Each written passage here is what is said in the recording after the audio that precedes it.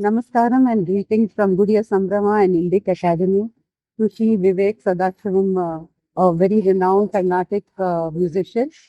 And congratulations on winning the Sub-Senior Award this year at Madras Music Academy. Thank you. So, and we are very grateful and looking forward to today's evening concert. Thank you so much. So, the theme for today that you have chosen is Raga Anubhava, Raga Rasa Anubhava. Yeah. So, what is, and you're going to sing both Carnatic and a few Hindustani Yes. compositions. So, what is the difference according to you in the bhava when we sing the Carnatic and the Hindustani ragas? So, first of all, I'd like to thank Gudiya Sambrahma for this opportunity, in such a beautiful temple here, the Gudiya Ramanjaniya temple. Usually performing in environments like this itself is quite an inspiration to perform. And I must tell you that I am a Carnatic vocalist who attempts to sing a little Hindustani music. So it's just a few pieces that I'm presenting. In terms of bhava, ultimately a lot of it can come in two ways. One is the sahitya itself. So what the composer has composed about, that can bring in the bhava. And in terms of the raga itself. So when you bring in various ragas, there's a lot of ragas common to Hindustani and Carnatic music. For example, like Bihag, you have Hamir, you have many such ragas. So the bhavas that we usually bring out in these ragas are similar, and composition wise it could be very different. So a lot of Carnatic music is extremely bhakti oriented. If, for example, we take Dhrupad, a lot of that is bhakti oriented. So there is that bhakti bhava, you can call it. And in Hindustani music, you have a lot of bandishes, which it can be about various themes actually. And so if you just take a rasa like Shringara, for instance, which is love, largely speaking, there the from a Hindustani perspective, there are bandishes that explore this bhava from a Sakha and Sakhi kind of relationship. Similarly, you have that in Padams Javalis in Carnatic music. So there are a lot of common points as well. That's how I'd like to look at it. You mentioned Drupad, so one of the Vagyakaras who has probably covered the entire gamut of Indian music from Hindustani to Carnatic and also Drupad in its variation is Muthuswami Dikshitar, and we are celebrating his 250th birth anniversary this whole year. So, what about his music do you are you most inspired by? Because he was also a very serious sadhaka, Sri Vidya Upasaka. So a lot of it is reflected in his music. So how does one spiritual and internal journey get reflected in one's music? Giving him as an example. Yeah, I think the journey inward, like you said, that's one thing that really strikes me about Nadajyoti, Muthuswami Dikshitar's compositions, because you can realize it or you can understand it in many layers. So first is when you listen to it, how you feel about it, how you feel the sound of the lyrics, how you feel the sound of the melody itself.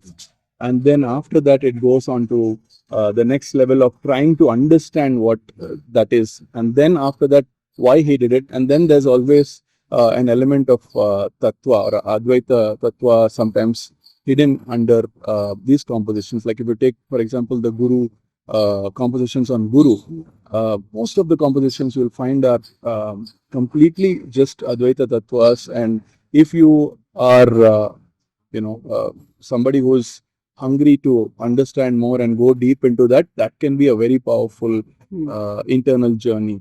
And also there's a lot of talk sometimes of how Muthuswami Dikshitar's compositions are very, let's say, in terms of the lyric, it's just facts.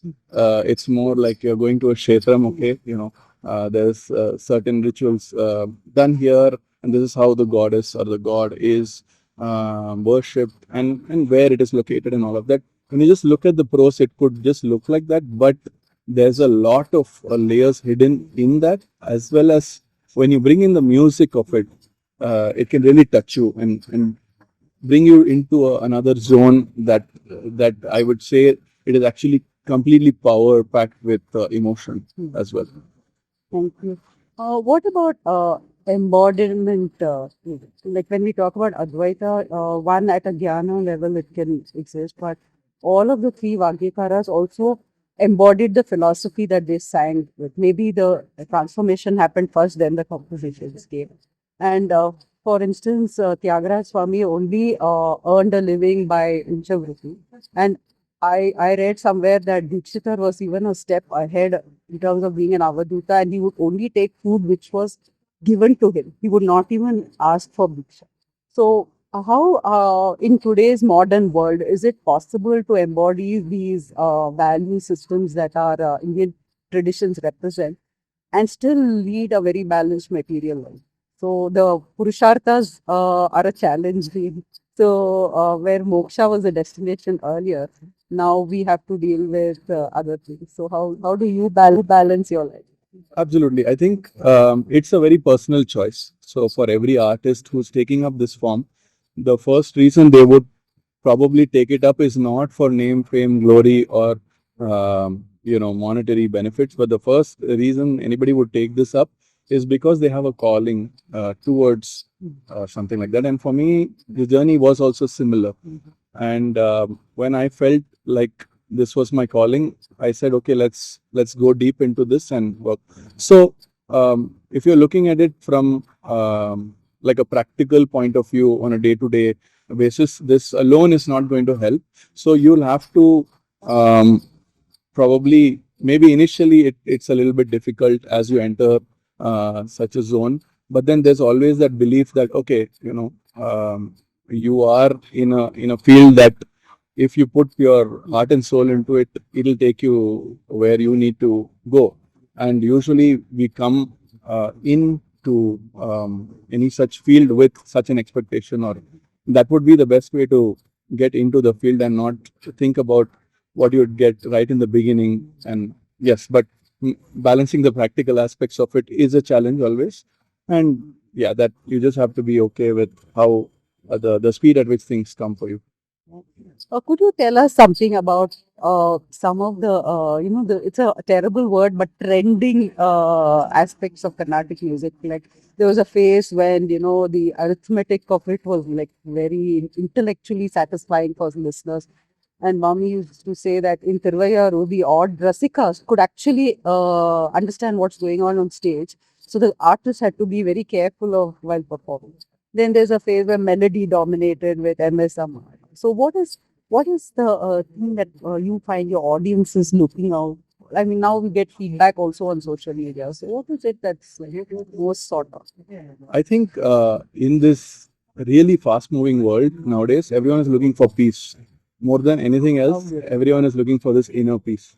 And attending a concert or attending a performance is one way of somebody trying to get that. If they are spending 3 hours or 2 hours of their evening on this, despite all the situations around them, then that means they want to make an attempt to connect with that art form, connect and in some way derive that pleasure for themselves, which I think ultimately is like some sort of peace which they want. And I that's what I see people are looking for, audiences are looking for. They you can call it, like in some places it's very devotional oriented. The people are coming with a mindset of enjoying it devotionally. In many places you will also find that the ragas and how that journey takes them melodically and rhythmically, that satisfies their piece. So it differs from place to place and how the audience is, but largely I think the common goal for everybody is to kind of like be at sort of some sort of peace. Such a lovely interview. Thank you so much, Yeah. and all the best. Thank you again for having me, and look forward. Thank you.